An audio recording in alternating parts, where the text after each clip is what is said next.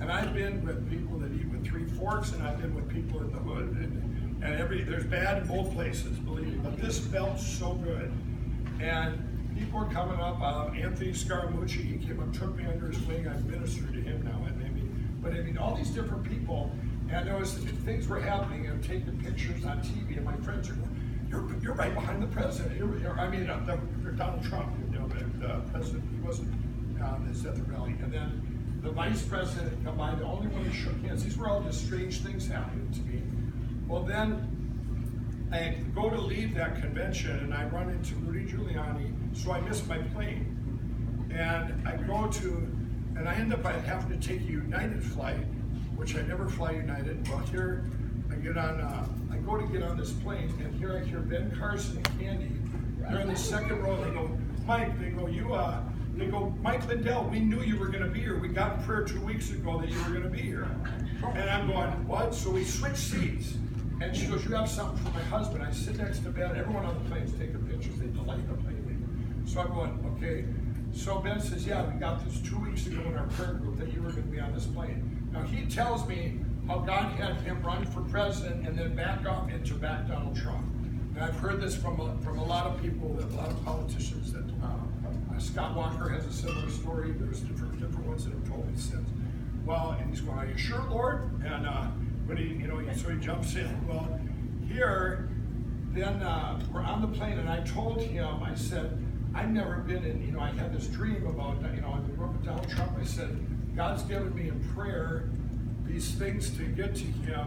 It was about the inner cities. It was about all these different things that I kept getting in prayer with, to be in this room. Well, I get off that plane, and I was in Philadelphia QVC, fly into California the next day, and I'm sitting in the bulkhead, and now this is like in early August or late July, and I'm going, and I had bought this book on Donald Trump or whatever, and all of a sudden I'm in the front of the bulkhead, and I said, "God," I said, "will you tell me what I have to do with Donald Trump? I'm not, am I going to meet him, or what's going on here? And give me a sign." And my phone was set to ding at 10,000 feet, and I get a ding on my phone, and it's an email, and I open up, it says, "Mike, this is Donald Trump." I said, "Will you meet me? Will you meet me at Trump Tower in New York City?" And I'm going, "God?" And it was that moment in time, and I'm almost in tears, and the guy next to me, "Are you okay?" And the stewardess lady, she goes, "Are you okay?" "Yes, it's a miracle." So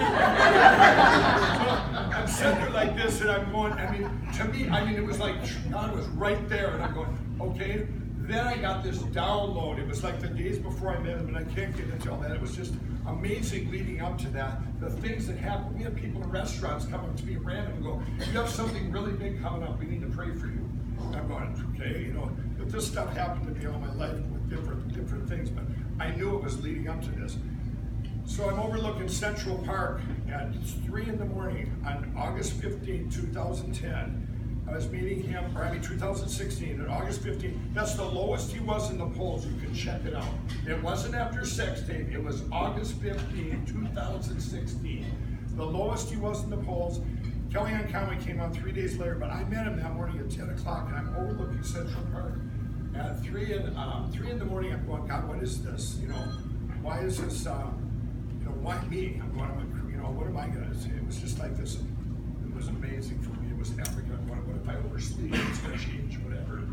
Anyway, I go to meet him, and they said, "You will never get a meeting with him alone. There's going to be 10 people in the room." And that's not what I seen in my dream. Anyway, to make a long story short, we go up, and the last security, the Secret Service checks me in. And in his office, you walk in. If you're there's a long divider, and I had met the day before, one of the divine appointments, Rona Graff, was his longtime executive assistant.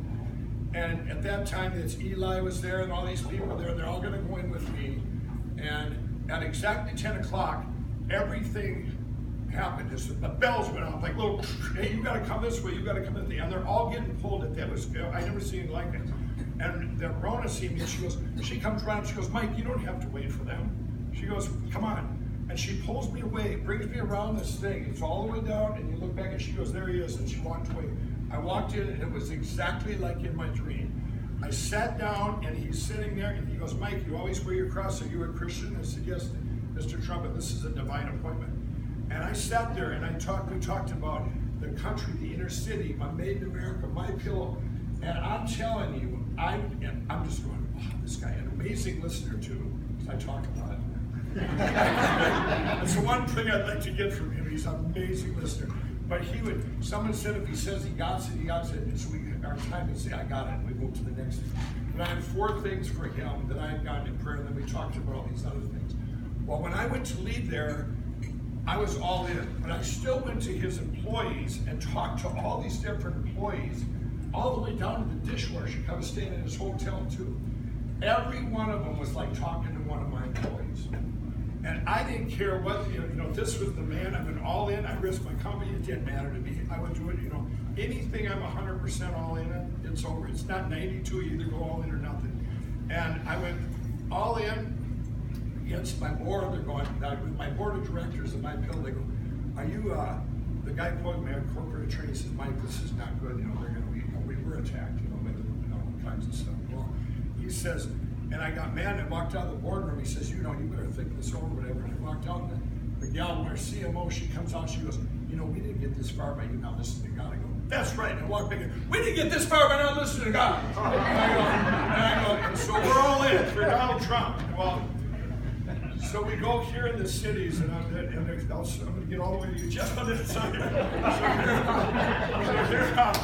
So here I go all in, and I end up at the debates. I end up in the spin room. I'm the only one with Pence in the spin room. It's the size of this room, and all the media's around, and I've got this one media sticks their thing in my face, and this was after sex tape, and they go, you're a Christian, Mike, you always wear your cross. She goes, how do you think about sex tape, blah, blah, blah. And I go, you know what? I was a cocaine addict for 20 years, a crack cocaine addict for 10. I said, I quit everything by the grace of God. I prayed, and overnight I was free to these addictions, and I've been in a transformation. And I said, I met Donald Trump a month and a half ago, and I said, that guy, I talked to his employees too. I said, he must not be that guy 11 years ago. He must be in some kind of amazing transformation. I said, do you know Phil Robertson read him the gospel? She took her microphone, never mind.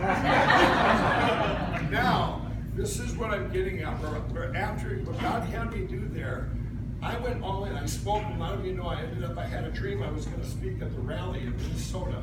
And I had that dream, and it got closer and closer. So why would he come to Minnesota? So I went to Las Vegas. I was in Las Vegas with my friend Manny Pacquiao. He's a Christian fighter from the Philippines.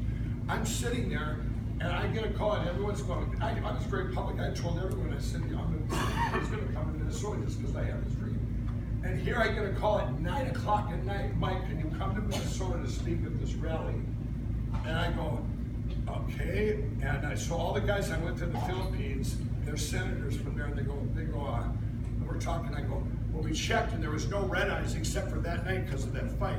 And one ticket just popped up on the screen. So I take this ticket, I fly back to Minnesota, I go to speak at the rally, and I'm up there, there's 20,000 people. I'm going, are you kidding me? I don't even know what I'm going to say. I've never, talking in front of cameras a lot, I'm getting better now talking. But you don't know who's behind the camera.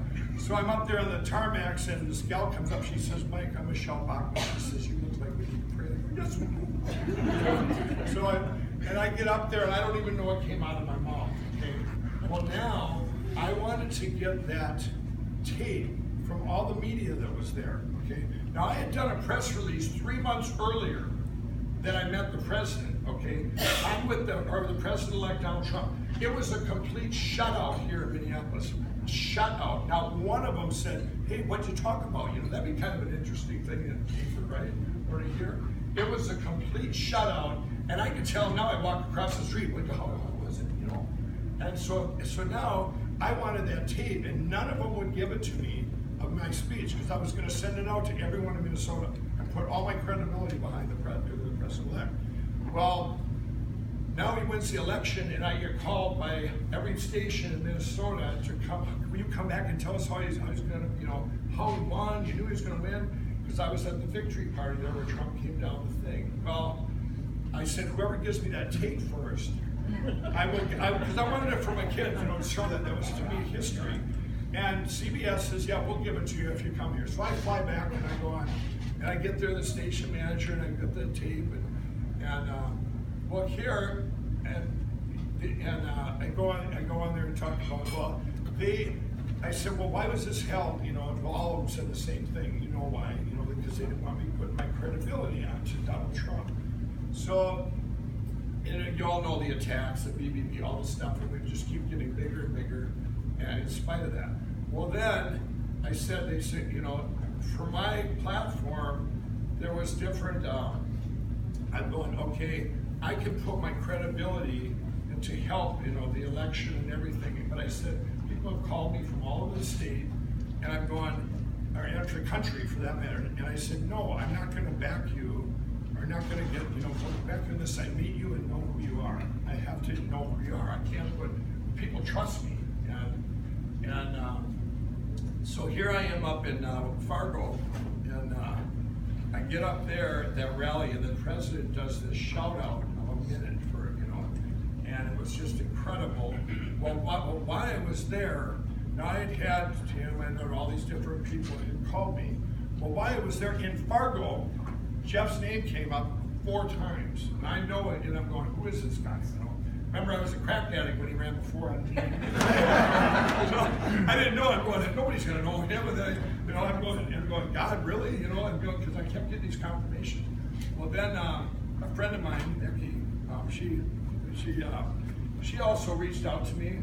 Well, then Jeff called me, and we ended up meeting a couple times. And I'm going, okay, and we talked, and everything he is matches what, and God said, this is who you're going. It didn't matter. This is who you're going with. He's working, and we talked about the inner cities, and he's in Minneapolis being on the county board, and all the things I'm doing to go help, the inner cities and addictions and my platform, and all the stuff being done here. But the biggest thing was our Christian faith, the faith of Jesus. That was, to me, that was these things and all he stands for, and then I could sit here and say negative about the other guys that I heard too that didn't back our president when they should have. But who's that? And I'm not, I'm not a political person, and I'm not branded a Republican.